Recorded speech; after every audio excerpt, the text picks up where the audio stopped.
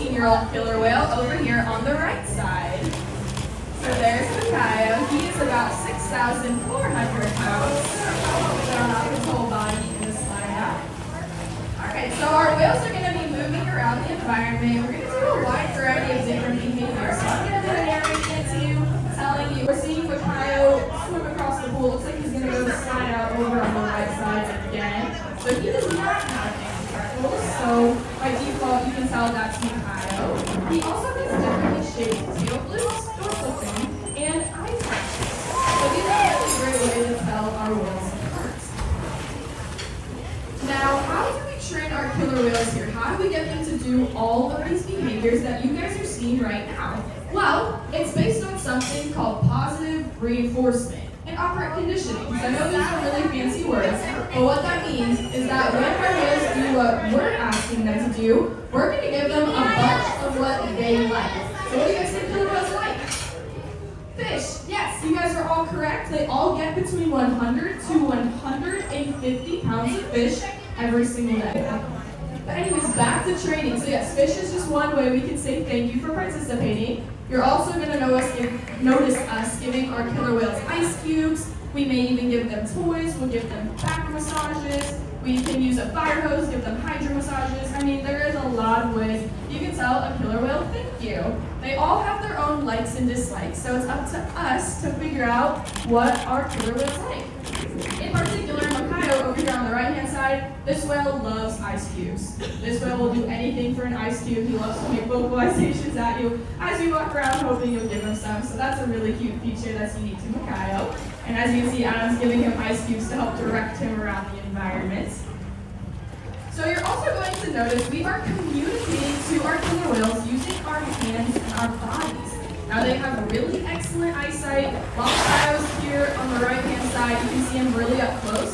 Look for his eyeballs. They are in front of and beneath those white eye patches. I know they can be a little tricky to see. They blend into the black part of his skin really, really well. But you can see them when he's very up close. Now they have this clear blue stuff that goes over the top of their eyes that acts like goggles for them.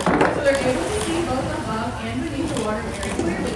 So as Adam is using his hand and his body to direct Makaio around, Makaio can see him really, really well. Now some training tools you're going to see being used today are the whistles we wear around our necks. Now this is how we're communicating to our whales, good job. So you're going to see we're using our hand signals to ask correct. So let's take a listen. There we go, there was that really high-pitched whistle. And you're gonna see, we're gonna follow it up by giving him fish. So how long does it take to train a killer whale? And they learn for their entire lives. All of these behaviors that you're seeing, they're trained in what's called approximations or baby steps. So we train them little pieces of it at a time, and depending on the whale and depending on what you're training, it can take several days, weeks, months, or even years to get completed behaviors. So now we have Trua. Now that we got training out of the way, maybe you understand a little bit more what you're seeing. Let's talk about some of their adaptations. Now, killer whales are the apex predator of the ocean, which means nothing hunts them, they only hunt other animals. And something really cool about these guys is they have some really, really cool hunting techniques. Now, what we just saw at the center from Trua was what we call a back reach. Now, that is a natural killer whale behavior they will do out in the ocean for a variety of different reasons, but it is one of their hunting techniques. Now, killer whales can breach on top of their prey items just like that, and it will stun them, so it'll allow themselves or other members of their pod to go in and feed on whatever animal they're hunting. Breaches are also really good ways for them to scratch itches on their bodies. You're going to notice they don't have any hands like you and I do, so if they're itchy, you're going to see them breaching around so that way they can scratch different parts of their bodies. They will also jump out of the water to get a better look at their environment. Because as you guys can see here, the water is level with us. But if they wanted to see over that ledge, you might see them jumping up and down so they can see. Now, like I said, they're the apex predator of the ocean. They only hunt other animals. And did you know that they eat over 140 different species of animal out in the ocean?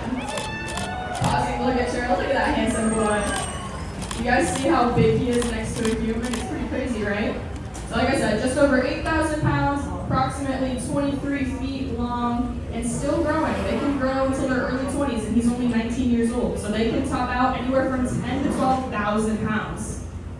But yes, they will eat a variety of different animals out in the ocean. Those animals can include fish, like our killer whales are eating here. They may also eat other species of whale or dolphin. They can eat sharks.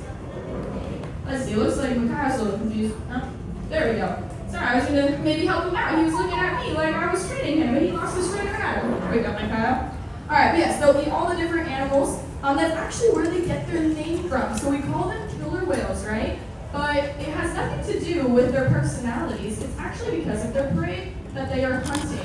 Now, they will eat other species of whales. And so before we knew what they were, fishermen would see them out in the ocean eating other species of whales. So these guys were called whale killers initially, and then through time and translation, their name changed to killer whale. But whale killer was their original name, and then once we studied them and figured out more about them, their scientific name came into play, which is Orcas orca, which is why we can call them orca whales or killer whales. So that's something cool about their name. All right, now we have Makaio back with us. Now, can you guys get a really good look at his teeth? I know I just said it as soon as I was sending him away. But killer whales have between 48 to 52 teeth on average. Now, those teeth are really efficient for shredding those larger prey items like I was telling you about.